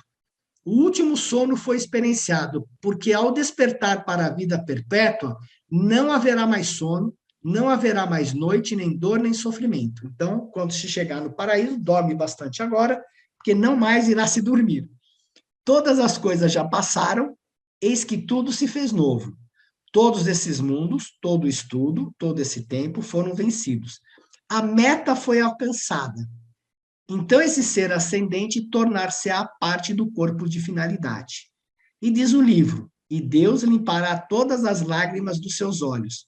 Não haverá mais morte, nem tristeza, nem lágrimas, nem haverá mais nenhuma dor, pois as coisas anteriores já passaram. Deve ser realmente bonito chegar no paraíso. A única coisa curiosa que o livro fala que a gente tem que... Aqui a gente vai evoluir com alegria. Só que aqui ele já disse que não é bem assim, né? Não tem tanta alegria assim, não, né? Finalitores. Após conseguir a totalização da adoração, o agora ser perfeito mortal fusionado ao Pai está qualificado para ser admitido no corpo de finalitores. Os mortais atingem o 6º estágio do espírito após a solenidade que os investe para sempre no corpo de finalitores mortais. São agora considerados espíritos de 6º estágio. A partir desse instante, ministram nos mundos de luz e vida, assim como em qualquer parte do universo. Você não vai voltar para o seu superuniverso. Aí sim você vai começar a ministrar nos outros superuniversos para ganhar mais experiência ainda. O futuro dos finalitores não é revelado em Urântia, mas especula-se que esses finalitores irão servir nos universos em expansão sob a liderança do Filho Criador do seu universo. E isso aqui faz bastante sentido, porque se vocês lembrarem tudo aquilo que nós tivemos que aprender de administração dentro dentro do nosso superuniverso, é incrível. Para que você aprendeu tanta administração? Por que você viu como administrar tantos planetas?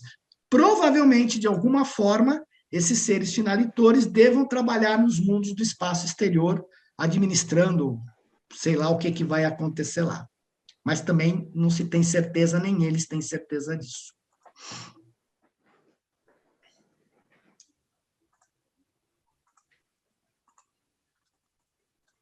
Bom, vamos fazer um resumo do que nós conversamos? Então, nós vimos o seguinte, que o mundo material é formado de um animal, mais volição, e que dá o ser humano.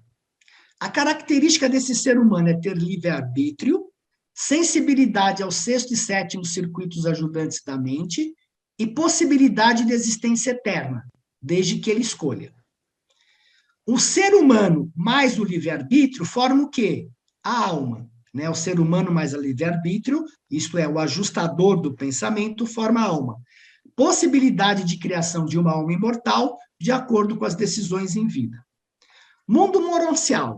O que vai acontecer? Esta alma, mais a fusão com o ajustador, vai te tornar um ser real e imortal. A esta fase aqui, nós não somos reais. A alma de origem animal, que tem identidade, ganha um espírito. O espírito se diferencia ao ganhar a identidade da personalidade. Aí nós vamos o quê? Para o mundo espiritual, que é o ser real que nós nos tornamos aqui, mais percorrer os circuitos e chegar ao paraíso como finalitor, o objetivo final desta fase da evolução humana. Se nós contarmos todas as esferas... e o resumo do aprendizado na ascensão ao paraíso. Primeiro, material, que é o planeta de origem. Segundo, no mundo moroncial, 7 mundos das mansões, e depois vamos passar por Jerusalém e os 70 satélites que rodeiam a sede da constelação. Depois nós vamos para a sede da constelação, que é Idêntia, né, a sede da constelação de Norlatiadec, e as 490 esferas que orbitam a capital do universo local. Aí vamos para Salvington, que é a sede do universo local, as 7 esferas ao redor da capital do setor menor, a sede central do setor menorense e as 70 esferas ao redor da capital do setor maior. Depois nós vamos para a capital mesmo, né, para a sede central do setor maior, que é Splandon, onde tem nas 490 universidades que rodeiam a sede do superuniverso, que é o Versa, que é a sede central do superuniverso de Orvondo, e mais 1 bilhão de mundos do universo central de Avona antes de chegar no paraíso. Se nós somarmos tudo isso daqui, pelo que se eu não errei, vão ser 1.141 esferas mais 1 bilhão. Então, aqui nós vamos passar, antes de chegar em Avona, 1.141 esferas, e depois mais 1 bilhão dentro do... Só, né? 1 bilhão, 1.141 esferas antes de chegar no paraíso. E qual é o objetivo final? Cumprir o mandato de perfeição do Pai. O verdadeiro significado do mandamento divino é este: sede perfeitos assim como eu sou perfeito. É o que impulsiona constantemente o homem mortal a ir adiante e o atrai para o interior de si próprio, na sua labuta longa e fascinante para alcançar níveis cada vez mais elevados de valores espirituais e de significados verdadeiros do universo. Essa busca sublime pelo Deus dos universos é a aventura suprema dos habitantes de todos os mundos do tempo e do espaço. Então, aqui a gente chega no objetivo final. E aí, o que é esse objetivo final? Este objetivo final é exatamente o corpo de finalidade. E o que é este corpo de finalidade, né? Então, o corpo de finalitores mortais representa o destino conhecido até o presente momento dos mortais ascendentes do tempo e que já se fusionaram ao ajustador. Há, no entanto, outros grupos de seres que são também designados para esse corpo. O corpo primário de finalitores é composto do seguinte modo, que eu já li lá no começo. São os nativos de Avona, que se juntam nesse corpo de finalitores, os mensageiros por gravidade, os mortais glorificados, que são os seres vindos do tempo e do espaço, os serafins adotados, os filhos materiais glorificados, que são os Adãos e Evas que chegam lá, e as criaturas intermediárias que trabalharam nos planetas que também chegam lá. Você veja quem são, né? Aqui, ó, evolucionário, os serafins, os filhos materiais, os seres intermediários. Os finalitores mortais cumpriram plenamente as exigências do tempo, sede perfeitos. Ascenderam pelo caminho universal da realização mortal, encontraram Deus e foram devidamente aceitos no corpo de finalidade. Esses seres alcançaram o limite atual da progressão espiritual, mas não a finalidade do último status do espírito, porque não se chegou ao 7º nível. Entendeu? Então, a gente alcançou o limite atual dentro dos nossos superuniversos da progressão espiritual, mas não a finalidade, que é ser espírito de 7º grau. Eles alcançaram o limite atual da perfeição da criatura, mas não a finalidade de serviço da criatura. Eles experienciaram a plenitude da adoração da deidade, mas não a finalidade da realização da deidade experiencial. A finalidade é quando o ser supremo estiver completo. Durante a idade atual do universo, os finalitores retornam para servir nos universos do tempo. Eles são designados para trabalhar sucessivamente nos diferentes superuniversos, e jamais nos seus universos de nascimento, até que hajam servido em todas as outras 6 supercriações. Desse modo, eles podem alcançar o conceito cétuplo do Ser Supremo. Pessoal, veja, a gente acha, né, 1.141 mundos que a gente passa para se desenvolver, e depois a gente vai ter que passar por todos os outros 7 superuniversos. Olha que bárbaro o desenvolvimento. Olha como isso é longo, né? Então, o nosso desenvolvimento não vai ser apenas no universo que é relativo ao Pai, Filho e Espírito, mas vão ser relativo também aos outros superuniversos. Agora, o quanto você passa em cada superuniverso, não sei, o livro não informa. Não temos ideia da natureza da organização futura desse grupo extraordinário. Mas os finalitores agora são agora um corpo integralmente autogovernado. Eles escolhem os seus próprios líderes e diretores, permanentes ou periódicos, bem como os líderes nas suas missões. Nenhuma influência externa pode jamais ser levada a exercer pressão sobre suas políticas. O seu juramento de lealdade é prestado apenas à Trindade do Paraíso.